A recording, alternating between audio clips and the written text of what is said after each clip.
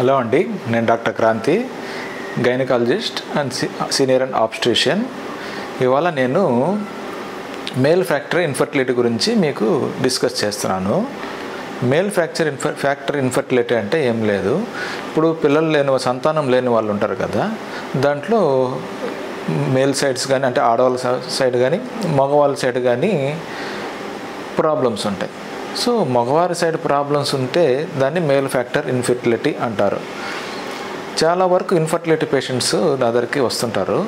వచ్చినప్పుడల్లా వాళ్ళు only females మాత్రమే వస్తారు, అంటే ఆడవారు మాత్రమే వస్తారు, వైఫ్ మాత్రమే వస్తుంది, హస్బెండ్ రారు. ఏమమ్మా హస్బెండ్ రాలేదు, మీరు ఒకటే వచ్చారు అంటే వాళ్ళ ఆన్సర్ మ్యాక్సిమం 90% అలానే ఉంటారు. సార్ ఆయన రాడు సార్, ఆయనకేం ప్రాబ్లం ఉండదంట, సో నన్ను ఒకటే పంపించారు అని అంటారు. మనం అంతా పేషెంట్ లేడీని అవాల్యుయేట్ చేస్తే అమ్మాయి అంతా నార్మల్గానే ఉంటుంది, నార్మల్ ఓవ్యులేషన్ ఉంటుంది, పీసీఓడి ప్రాబ్లమ్స్ ఉండవు, రెగ్యులర్ సైకిల్స్ వస్తుంటాయి. కానీ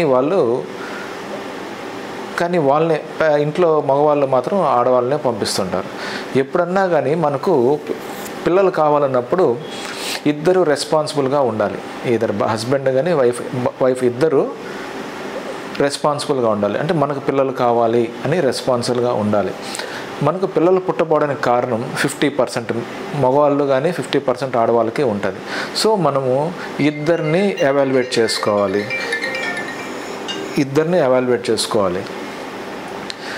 ఆడవారికి అనుకోండి, ఆడవారికి చాలా టెస్టులు ఉంటాయి, ఫాలిక్యులర్ స్టడీసు, హెచ్ఎస్జీసు, బ్లడ్ టెస్టులు, హార్మోనల్ ఎవాల్యుయేషన్ ఇలాంటివి చాలా ఉంటాయి.